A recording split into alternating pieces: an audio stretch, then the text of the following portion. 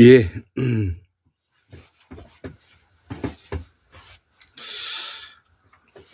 예, 2024년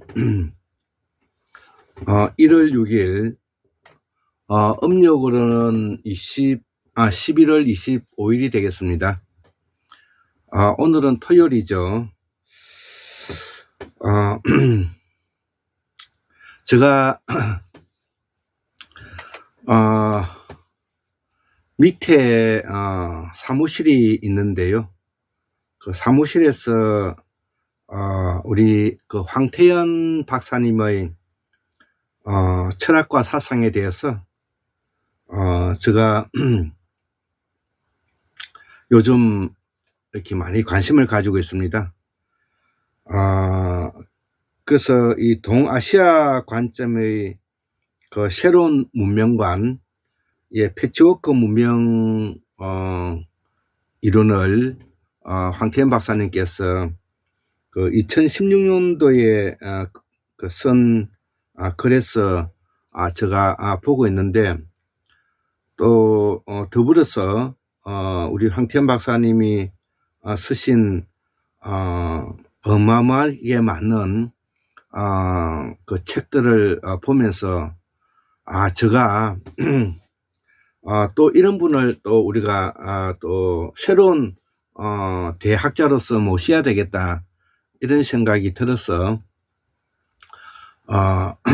제가 이 황태현 박사님의 그 책을 또 모조리 한번 사고 있는 입장입니다. 특히 황태현 박사님의 책들은 특히 이분은 그 정치 경제학과를 나와 가지고 우리 사회 문제에 깊은 관심을 가지고 있기 때문에, 제가 여기에도 지금 현재 황태현 박사님의 책이 한국 근대화의 정치 사상이라든지 가보회랑과 아간 망명이라든지, 그 다음에 공자철학 서구 계몽주의 기원 상하라든지, 그 다음에 감정과 공감의 해석학 1, 2, 뭐 이런 책들이 지금 현재 여기도 있고, 그 다음에 또 제가 알라딘을 통해 가지고 필리한 책들을 지금 모조리 사두었습니다. 아마 지금 하고 오리라 생각하는데, 자, 그래서 우리 황태현 박사님의 견해를 들어보면 우리가 동아시아의 철학과 사상이 12세기, 13세기에 서구로 넘어가서 특히 유교의 때묻지 않는 경전의 기초에서 한 100년간 서구 철학자들이 공부를 해서 계몽주의 철학을 내놓았다는 것이죠.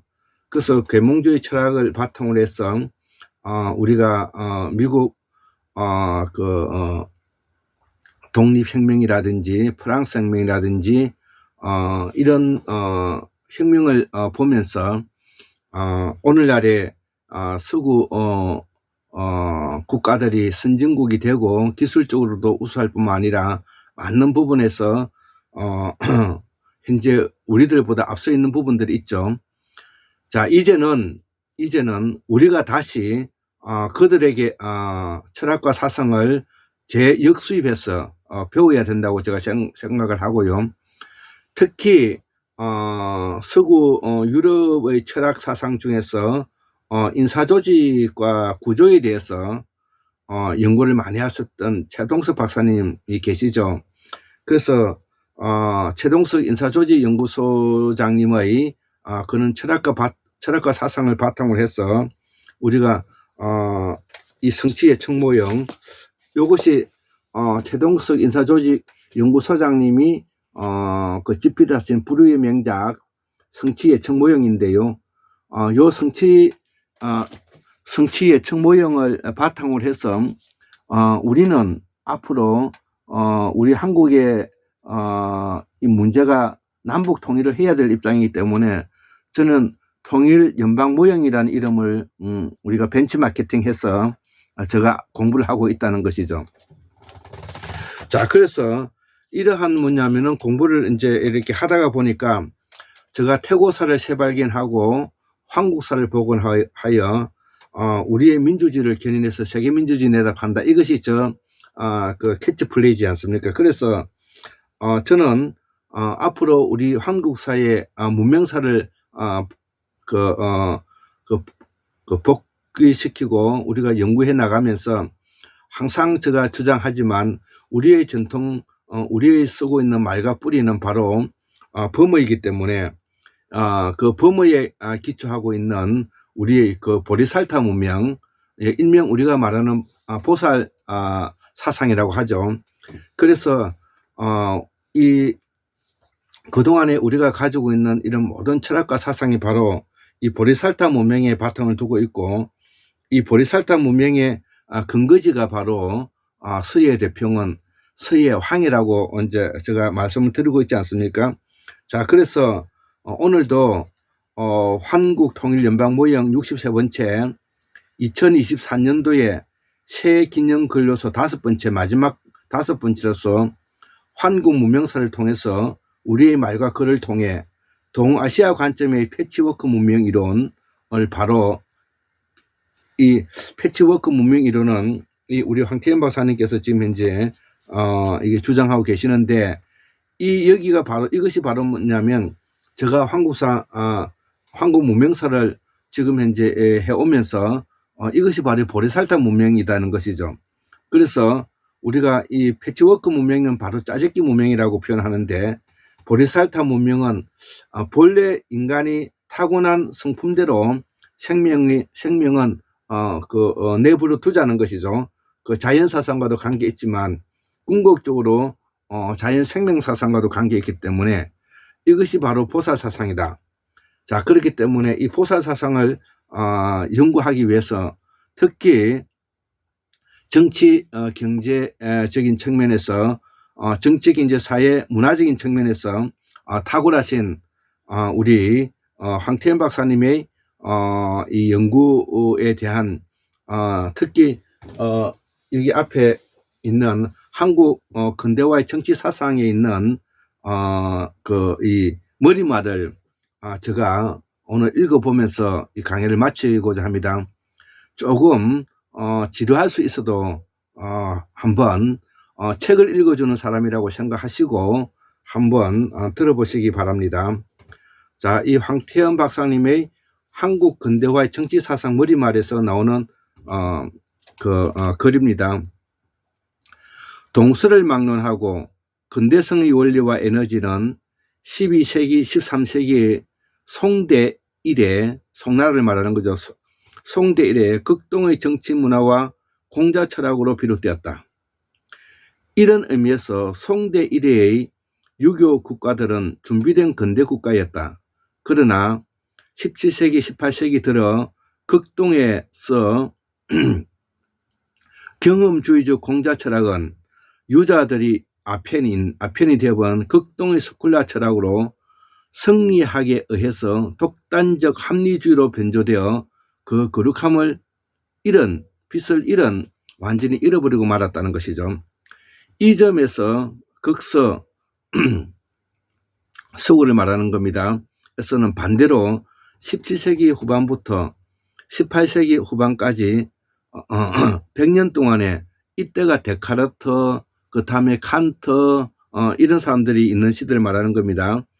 17세기부터 후반부터 18세기 후반까지 약 100년 동안 성리학에 의해 오염되지 않은 경전 위주의 순수한 공자 철학과 극동의 정치 문화를 정열적으로 배워서 서구의 그리스 기독교 사상 전통과 단절적으로 다른 새로운 신사주의인 계몽주의를 일으켰다는 것이죠. 예, 우리가 서구의 계몽주의에 대해서 잘 설명하고 있습니다. 이 반헬레니즘, 반히브라이즘 계몽주의를 배경으로 극서지역 서구를 말하는 겁니다. 지역의 철학자들은 다양한 계몽 기획 또는 근대화 프로젝트를 수립하고 영국의 명예하면 1689년 미국의 독립혁명 1776년, 프랑스 신민혁명이 1789년, 프랑스 6월혁명이 1848년과 이에 뒤따른 기타 극서제국의 서구 제국의 3월혁명 등 일련의 혁명을 통해서 근대화 프로젝트를 현실 속에 구현하는 데 성공했다는 것이죠. 자, 그래서 영국, 미국, 프랑스, 네덜란드, 덴마크, 벨기에, 독일, 스위스, 오스트레일리아, 이탈리아, 스웨덴 등 11개 주요 극서 국가들은 늦어도 19세기 중반에 정치, 경제와 사회 문화를 전 측면적으로 근대화 인력 세계에 가장 잘 사는 나라로 뛰어 올랐다는 것이죠. 예, 이제는 우리가 이런 나라들을 다시 벤치마케팅해서 우리가 지금 현재 빨리 역수입해야 된다고 저는 생각합니다. 여기에 우리가 최동석 인사조직연구소장님의 인사조직 연구에 대해서 우리가 더 공부를 많이 해야 될 것입니다. 극서 11개국 중에서 가톨릭 국가들도 개신교 프로테스탄트라 그러죠. 국가와 마찬가지로 동등한 수준의 근대적 발전을 이룩했다는 것이죠. 프랑스, 이탈리아, 오스트리아는 주민이 70%에서 80% 이상이 가톨릭을 믿는 나라들이고, 네덜란드도 가톨릭이 31%, 프로테스탄트가 14%에 비해 월등히 우세한 나라이며, 스위스도 가톨릭이 42, 프로테스탄트가 35%보다 약간 우위의 나라다 이거죠. 자, 독일은 가톨릭 교도와 프로테스탄트가 약 30%대로 백중세인 나라다. 10개국 중 주민의 50%에서 90% 이상이 개신교를 믿는 나라는 미국과 덴마크, 스웨덴 등 3개뿐이다. 자, 그래서 60%가 가까운 영국인이 믿는 성공회는 가톨릭과 교권의 수장만 다를 뿐이고 그 교류가 거의 비슷한 종파로서 개신교라고 할 것도 없다. 이런 사실들만 둘러봐도 자본주의 정신이 개신교로부터 유래했다는 막스 베버의 프로테스탄티즘의 태전은 헛소리에 불과하다. 예, 이런 부분도 우리가 좀 한번 같이 이해를 해야 될 것 같습니다. 일찍이 이런 시상을 예리하게 간파한 신채호는 대한매일신보의 1909년 11월 28일자 논설 금일 종교에 유하는 바에서 기독교를 믿어야 나라가 부강해질 수 있다는 개화파들의 논변을 통렬하게 비판했다.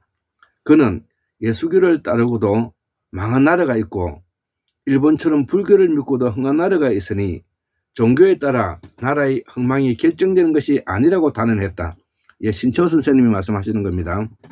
그리고 같은 신문의 1910년 4월 15일자 논설 양종교가 황하여 요구하노라에서 기독교가 제국주의 침략의 가규가 되었음을 상기시키면서 비기독교 국가 국민들이 기독교를 믿게 되면 오히려 국가와 민족을 망각해서 만국을 초래할 위험이 있음도 지적했다는 것이죠. 아무튼 높은 근대로의 진보와 자본주의 발전에 극동보다 먼저 성공한 극서 제국은 19세기 말 이래 서세동점 세계사적 파란을 일으키며 가까운 남유럽, 동유럽, 러시아 지역의 기독교 제국과 중남미 기독교 제국으로부터 북아프리카, 소아시아, 중앙아시아, 이슬람 제국, 동남아시아의 힌두 불교 제국, 그리고 극동의 유교 국가들에 이르기까지 일대 문명 충격을 가하기 시작했다. 서세동점이라는 것이 이런 것을 말하는 겁니다. 그러나 극서로부터 문명 충격을 받은 이 나라들 중 오로지 서양으로부터 가장 멀리 떨어진 극동 제국만이 근대화에 정확히 말하면 낮은 근대에서 높은 근대화 도약에 성공했다는 것이죠. 예, 우리나라뿐만 아니라 일본, 중국, 싱가포르, 홍콩 이런 나라들을 말하는 겁니다. 자, 그래서 세계의 나머지 국가들은 극동보다 더 가까운 지역에 극동보다 먼저 극서제국의 근대화 충격과 제국주의적 경략을 집중적으로 받았음에도 불구하고 근대화에 실패했거나 근대화 높은 근대로의 도약을 완성하지 못했다는 것이죠. 즉 오늘날에 우리가 극동지역에 이렇게 경제적으로 성공할 수 있었던 것은 공자사상과 유교의 문화 속에 있었다는 것을 지금 현재 황태현 박사님은 강조하고 있는 것입니다. 오늘날 이 국가들은 종교를 불문하고 하나같이 어려운 처지에 처해 있다. 지난 200년간 대부분 개신교화된 중부 이남 아프리카 국가들도 역시 저발전과 궁핍, 전 근대적인 인습에 시달리고 있을 뿐만 아니라 동남 유럽과 중남미 기독교 국가들도 1인당 국민소득이 1만 달러 수준에서 빈곤에 허덕이고 있다는 것이죠. 주목해야 하는 사실은 이 비극서, 즉 서구가 아닌 지역의 기독교 국가들 중 가장 잘 사는 나라인 스페인조차도 싱가포르, 홍콩, 일본보다 못 사는 것은 말할 것도 없고, 심지어 36년의 일제수탈과 3년간의 국제적 내정, 우리의 남북 그 6.25 전쟁을 말하는 겁니다. 겪은 후발국가 대한민국보다도 못 산다는 것이죠. 자, 그래서 6.25 국가를 정열적으로 수용한 10개 극서제국이 가톨릭과 개신교를 막론하고 잘 사는 반면에 근대화에 성공한 한국, 중국, 대만, 일본, 홍콩, 싱가포르 등 6개 극동지역 6.25 국가들을 제외한 세계의 나머지 국가들은 그 주민들이 믿는 종파를 막론하고 다 어려운 처지에 처해 있다는 것이죠. 그래서 6.25 문화를 적극 수용한 극서 국가들은 비록 가톨릭교가 우시한 국가라 하더라도 근대화를 이루었고, 극동의 6.25 국가들은 주민의 대다수가 무종교자이거나 신없는 불교와 도교를 믿음에도 불구하고 서구를 앞지를 정도로 고도의 근대화 또는 근대의 고도화와 자본주의화를 달성했다는 것이죠.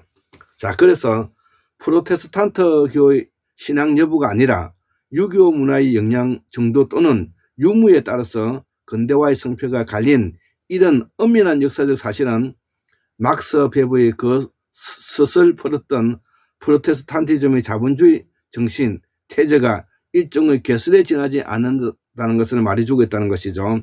예, 우리 최동식 인사조직 연구소장님께서는 막스 베버의 근대화론에 매우 찬성을 하죠. 예, 저도 그 부분에는 매우 세련된 그 표현이라고 생각하고 저도 받아들이고 있습니다. 그것이 바로 뭐냐면은 분권화하고 자율화되고 네트워크가 된다. 분권하고 자율하고 네트워크가 한다는 그런 뜻입니다. 그 다음에 자, 자율적이고 합리적이고 합리적이고, 예, 그 분권하고, 예, 이런 내용이죠. 분권화 자율화 네트워크, 예, 분권화 자율화 네트워크, 이게 프로테스탄티즘 막스 베버가 주장하고 있는 근대화론의 핵심적인 틀인 것입니다. 여기에 대해서 우리 황태현 박사님께서는 이제 비판을 하고 있는 것이죠. 이런 사실로부터 극동 관점의 새로운 인식 지평이 열린다. 극서 제국과 가장 멀리 떨어진 극동 제국만이 공명 철학적 계몽주의와 고도의 근대 문명의 창조를 주도한 극서 국가들을 능가할 정도까지 고도의 근대화에 성공했다는 것은 6.25 문화적 DNA들이 실은 극서와 극동이 앞서거니 뒤서거니 하며 공이 높은 근대로 도약하는 것을 가능케 한 공통 요소라는 것을 말해준다는 것이죠. 그래서 이 황태현 박사님께서는 바로 공명철학적 계몽주의가 동양이든 서양이든 기초가 되어야 된다, 이 말을 하고 있는 것입니다. 자, 그래서 극동아시아의 한국, 중국, 일본 등은 오랜 세월 유교 문화에 의해 교화되어 있었기 때문에 극서 국가들이 공자 철학과 극동의 정치 경제 문화를 본질 구성적 요소로 흡수해서 재발명한 근대 문물을 접하고 이 문물을 생소한 것으로 느낀 것이 아니라 보다 나아진 자기 것 또한 제 몸에 더 잘 맞는 것으로 느끼고 이 문물을 수용하는 데 열을 올려 초스피드로 근대화를 달성하셨던 것이다. 서구 극서 지역인 서구 유럽은 지난 100년 동안에 17세기 후반부터 18세기 후반까지 100년 동안에 적극적으로 이거를 받아들여서 수용했다는 뜻이 되겠습니다. 그래서 극서 제국이 높은 근대에 도달하는데 1300년경 마르코 폴로의 동방견문록 출간부터 1852년 아펜 전쟁까지 19세기 후반이죠. 계산하면 약 500년이 훨씬 넘게 걸린 반면에 극동 제국은 19세기 후반에서부터 대서방 개양 이래 높은 근대로 도약하는 데 빠른 나라의 경우에는 20년에서 30년, 지체된 나라의 경우에는 70년이 채 걸리지 않았다는 것이죠. 한국은 높은 근대로 도약하는데 1876년 개항과 1886년 노비 해방 이래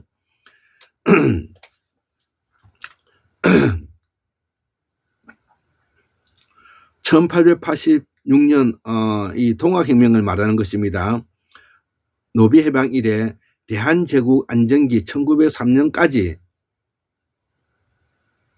계산하면 20년에서 30년밖에 걸리지 않았고 일본은 1852년 개항부터 1894년 청일전쟁까지 40년 동안, 중국은 1842년 아펜전쟁과 난경조약부터 1911년 중화민국 선포까지 70년밖에 걸리지 않았다는 것입니다. 자, 그래서 근대적 서구 문물은 극동 사람들에게 유교 문물의 정교한 서구적 개량 버전에 전하지 않았기 때문이다.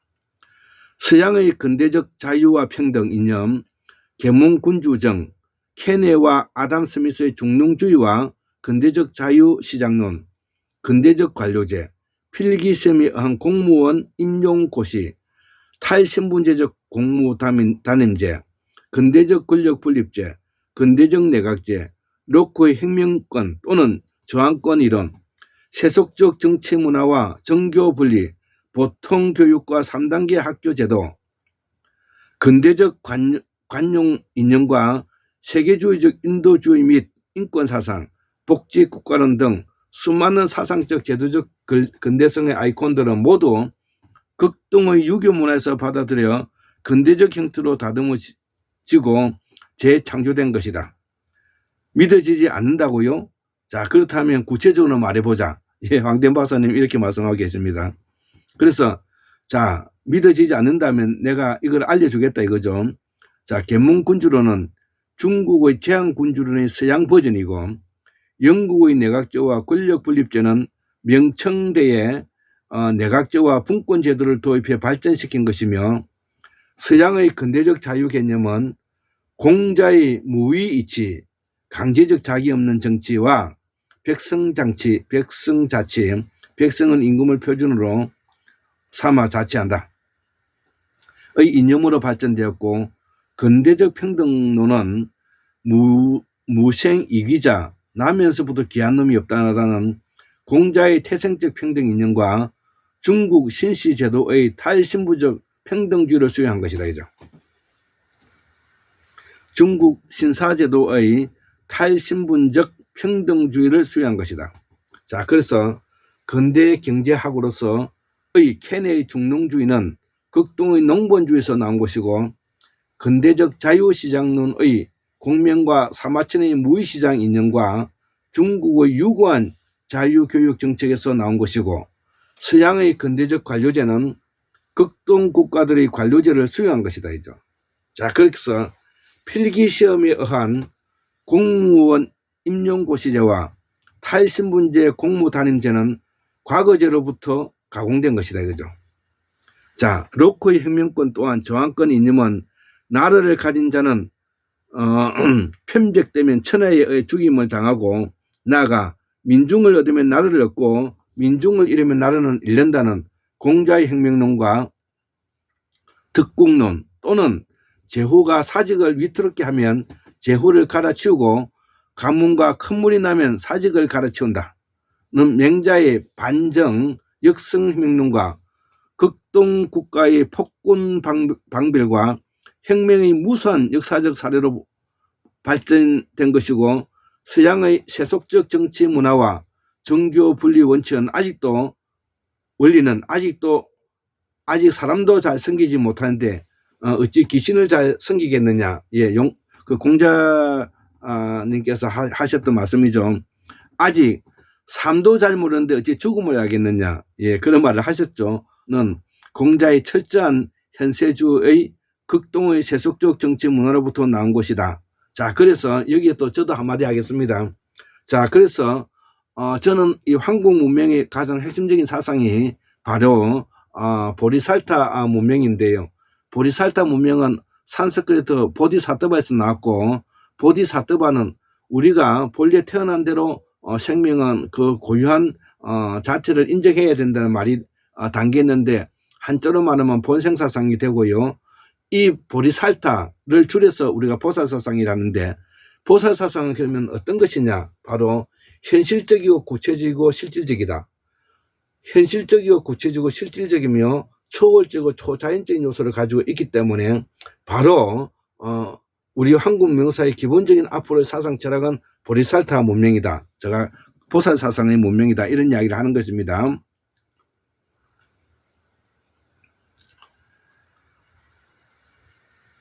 자, 그래서 보통 교육과 3단계 학교 제도도 천자로부터 서인에 이르기까지 하나로 다 수신을 본으로 삼는다.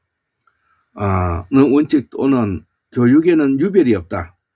공자의 만민평등 교육 이념과 서당과 학교, 대학, 이게 태학이라 하죠. 대학을 태학이라 하는데 이 3단계 교육 제도를 받아들인 것이다 이거죠. 자, 그래서 근대적 관용 이념과 세계주의적 인도주의 정신 및 보편적 인권 사상은 공자의 인사상과 이단을 공격하는 것은 재해다. 또는 천하는 같은 대로 돌아가도 길을 달리하고 일치해도 생각을 100가지로 하는데 천하에서 무엇을 근심하고 무엇을 걱정하랴는 무제한적 관용론 및 사회의 아니 다 형제인데 군자가 어찌 형제 없음을 걱정하라 라는 사회 동포주의를 받아들여 다듬은 것이다 이죠. 자, 그리고 서양의 근대 학교 교육 이념이 여기에서 나왔다는 것을 이야기하는 겁니다. 그리고 서양의 복지 국가론도 공자의 양민, 교민 국가론, 명자의 인정 국가론, 예, 인정 국가론과 극동의 국가 규율 제도로부터 발전된 것이다 이거죠. 자, 이런 내용은 필자가 공자의 세계 1, 2권과 지금 5권으로 나와 있습니다. 공자의 세계 1권과 5권으로 돼 있죠. 저는 가지고 있습니다. 그 다음에 패치워크 문명 이론에, 예, 이 패치워크 문명 이론에서 이거 밝히고 있는 거죠. 예. 2019년도에 출간 예정인 공자와 서양 계몽 철학자, 예, 그 1권에서 4권이 있고요. 서양 각국별로 더 완벽하게 규명할 예정이라는 것이죠. 이런 까닭에 극동의 유교 국가들은 극서의 근대적 제도와 사상을 접하고서 처음에 잠시 내적 갈등을 겪을지라도 이 약물을 우리 것보다 나은 그리고 동질적인 것이라고 여겼고 곧 이 약물들을 참작해서 한국화하고 자국의 기존 제도와 사상들을 서양 모델로 간단히 고치고 손질해 근대적 문물로 쉽사리 발전시킬 수 있었던 것이다 이거죠. 자, 이런 의미에서 서구의 극동제국은 서구가 아니라 서두의 극동제국은 준비된 근대 국가였다고 밝힌 것이다. 그래서 극동제국은 준비된 근대 국가 또는 낮은 단계의 근대 국가였기 때문에만 일본이 100년 사이에 영국, 프랑스, 독일을 능가하고 한국이 스페인, 포르투갈, 그리스, 러시아 그리고 모든 동구 제국과 중남미 제국을 능가하고 그간 서양에 전파된 공산주의로 인해 많은 시간을 허송했던 중국조차도 개방개혁 정책을 편 지 30년 만에 2010년부터 제조업 생산에서 미국을 앞지를 수 있었던 것이다. 1900년경 중국이 제조업에서 영국과 미국에 뒤진 지 100년 만의 일이라는 것이죠. 자, 그간 한국의 근대화와 관련해 많은 사가들은 근대화의 사상 동력을 실학으로 설정하거나 동도서기론과 개화사상으로 간주해 왔다는 것이죠. 그러나 실학과 관련해서 실학이 조선 역대 정부에 의해 도외시되지 않고 활용되었더라면 근대화에서 일본을 앞질려 나라가 망하지 않을 것이라고 안타까워하는 실학 신화가 아직도 학계에 평대에 있다는 것이죠. 그러나 엄밀하게 실사구실을 해보면 성리학의 시무론적 변형 버전으로서 실학은 조선을 근대화할 능력도 없었고 실학의 신화도 거짓이라는 것이 백일하에 드러났다. 예, 냉정하게 우리가 황태현 박사님께서 지금 현재 비판하고 있는 것입니다. 그래서 실학은 태고대의 토지 공유지를 복구하거나 화폐 시장 상공을 억제하거나 무너지는 신분제를 반동적으로 초기 조선으로 복원하려고 하는 복고 반동적 반봉건적 반근대적 봉건적 사상이었고 실학의 또 다른 지류로 간주되는 북학은 민족 문화를 경멸하며 대청사대주를 부추기고 신분제도를 개혁을 바라지 않는 부외노적, 반민족적, 봉건적 부외자, 외국 문화에 붙어서 자국 문화를 멸시하는 것을 그 부외자멸이라고 표현하는 사상입니다. 부외자멸 사상. 그리고 실학자들의 개혁론은 조선 정부에 의해 도외시된 것이 아니라 심층적으로 논의되고 분석 연구되었지만 거의 다 비현실성과 복고 반동성으로 인해 폐기 처분될 수밖에 없었다는 것이죠. 자, 그래서 실학적 개혁론 중에서 활용된 것은 대동법, 김육이 주장했고 화성신축, 그 다음에 13도제, 적양용 이 세 가지뿐이라는 것이죠.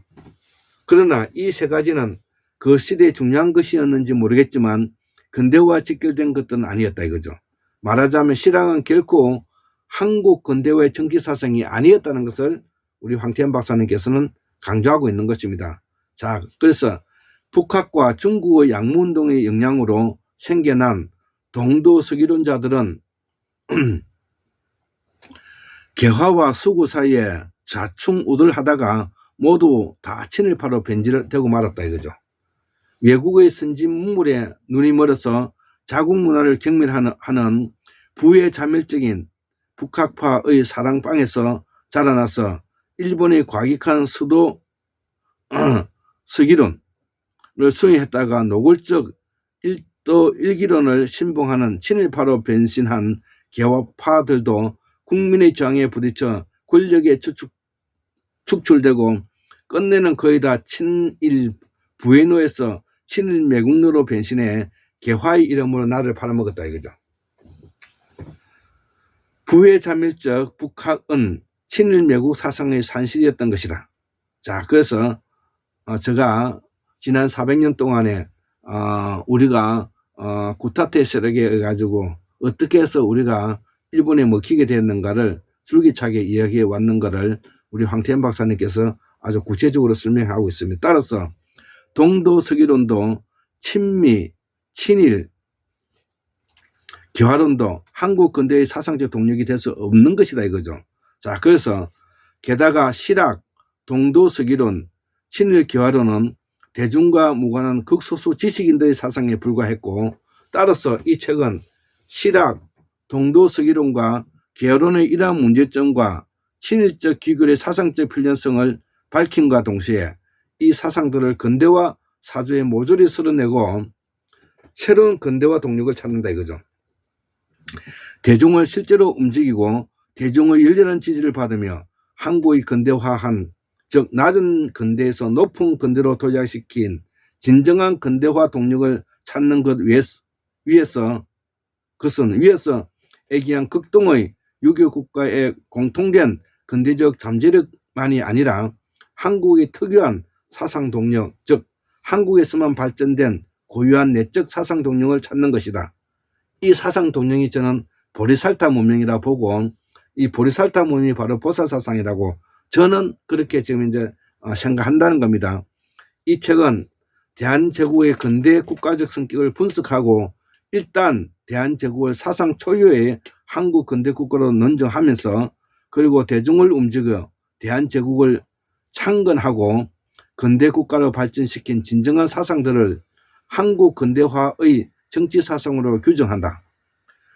여기서 한국의 진정한 근대화 사상으로 발굴되어 집중 탐구되는 사상은 조선중화론, 신조낭주의, 민국사상, 구본신참론, 요것이 이제 우리 황태현 박사님이 주장하는 근거인데요. 조선중화론, 신조낭주의, 민국사상, 구본신참론, 부본신참론 등 4가지 사조다 이거죠. 자, 그러면 첫 번째 조선중화론은 중국과 일본에 맞서 조선을 새로운 중화 문명으로 삼자는 것이죠. 이것이 한국 문명과 같은 말인 것입니다. 이것이 바로 제가 이야기하고 있는 한국 문명사와 같은 이야기입니다. 독립시키고 독립사상이고, 신조낭주의는, 두 번째 신조낭주의는 세도가와 외세에 의해 무력화된 우리 임금을 주변국의 임금들과 동등한 지존으로 높이는 우리 임금 제일주의, 우리 임금 지상주의로서 대내외적 주권사상이다 이거죠. 대내적인 주권사상이다 이거죠.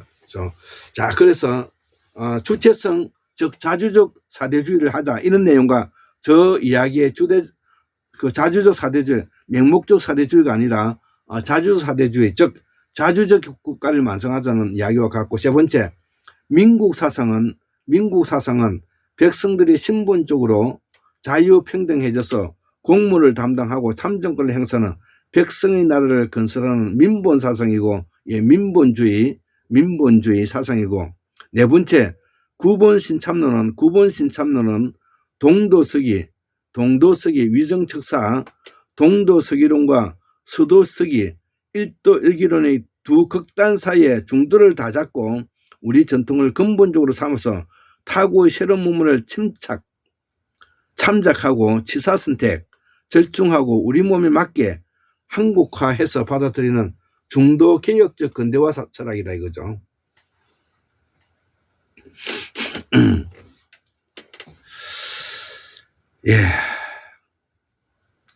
이 4가지 사상은 조선인과 한국인들이 자주적으로 발전시킨 사상들이다. 이 4사조가 길게 보면 영종조 이래 200년 동안, 또는 짧게 보면 동학의 창도 1860년 또는 임술밀란 1862년 이래 80년 동안 코리아 대중을 사로잡고 움직여 조선을 근대국가 대한제국으로 개조하고 1904년 갑신외란 이래 1904년에 갑진외란 이래 40년간 일제와 싸워 마침내 섬 오랑캐를 물리친 사상 동력들, 아니 오늘날 대한민국의 정치 사회적 발전에도 영향을 미치고 있는 사상 동력들이다 이거죠. 그러나 우리가 이러한 사상적인 동력을 전혀 학문이 떨어져가고 망했기 때문에 우리가 이것을 발전시키지 못하고 바로 지난 400년 동안에 우리는 친일, 부패, 자본가 세력, 친일, 부패,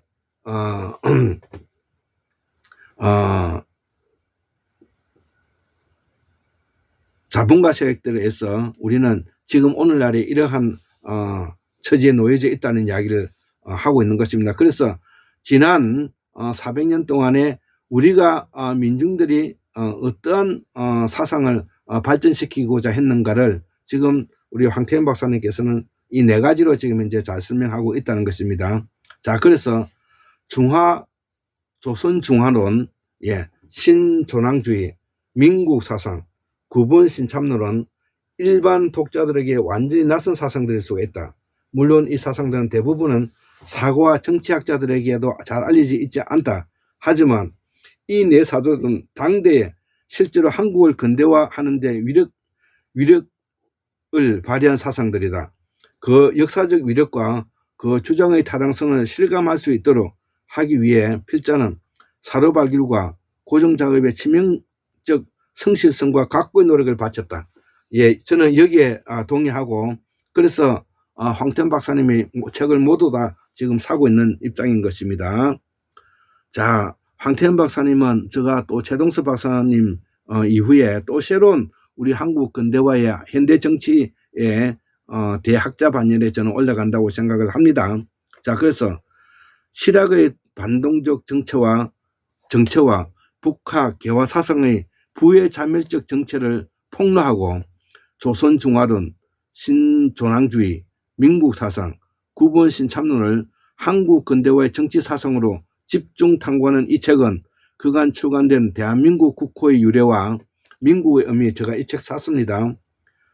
2016년도에 조선시대 공공성의 구조 변동, 2016년도에 이 책 샀습니다. 가보 외람과 아간만명, 2017년도 이거 샀습니다. 백성의 나라 대한제국 2017년 이거 샀습니다. 갑진 외람과 국민전쟁 2017년 샀습니다. 등 근대화 연작 시리즈 종결작에 해당한다 이거죠. 지금 한국 근대화 정치 사상이 그렇다는 뜻입니다. 이 6부작의 근대사 논의는 영정조 1일 한국 근대사, 대한제국의 창건과 발전, 그리고 대한민국의 부활을 국민사관적 관점에서 일이 관지한 것이다. 조선중화론, 신조낭주의, 민국사상, 구본신참론 등 4대 근대화 사상은 위에서 일간 이전의 근대사 저작들 안에 간간히 거듭 시사되고 논의된 것들이다. 이 책은 이 4대 근대화 사상에 대한 기존 논의들을 종합하고 다듬어 더욱 충실하게 만드는 한편 이 논의들을 대폭 보완해 새로운 차원의 논의로 발전시켰다.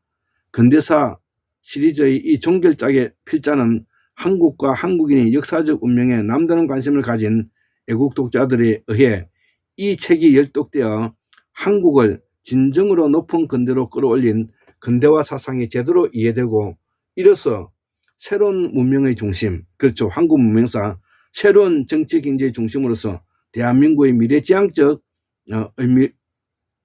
의미도 아울러 대중적으로 심득하기를 바라는 바이다. 2018년도 1월 달에 송파 바람들에서 중립 황태현 선생님께서 쓰신 한국 근대화의 정치 사상의 머리말을 제가 읽어드렸습니다. 여기에 들어있는 내용과 제가 중국 문명사, 일본 문명사에 비견하여 우리의 뭐냐면 한국 문명사를 태고사의 재발견에서부터 현대 오늘날 지금 근대화 이론까지 제가 꾸준히 공부했던 내용에 제 근자에 우리 황태현 박사님을 만나면서 다시 한번 이런 고민과 이러한 내용을 다시 한번 이렇게 설명할 수 있게 되었습니다.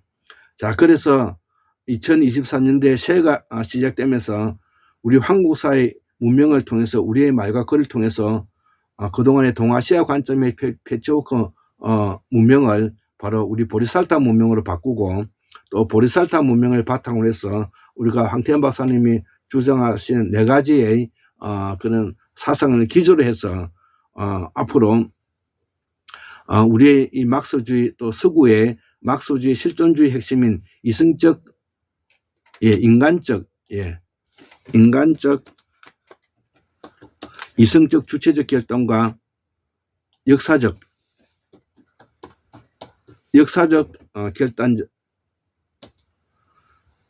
결단적 가치관을 정립하지 못한 채 우리가 구조주의 늪에 빠져버렸다 이거죠. 자, 그래서 철학적으로 말하면 이 역사성, 결단적 가치 결정과 공시성, 이성적 주관적 결단이 정리되지 않았고, 사상적으로는 무의식의 구조와 역사적 목적보다는 사회적 구조와 결정이 해체되어 버린 사회가 작금은 우리 사회다 이거죠. 즉 이 말은 우리는 구조주의적 무의식의 세계에 놓여져 있다는 것이죠. 이 말은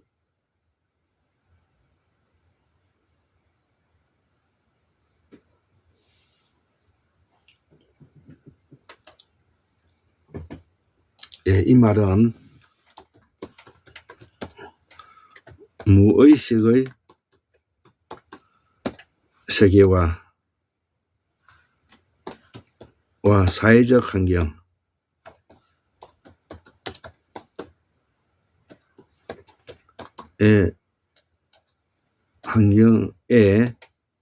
의해 결정되는 구조주의에 빠져 있다는 것이죠. 빠져버렸다는 것이죠. 이것이 우리가 서구 철학자들이 냉정하게 이제 설명하고 있죠. 그럼으로써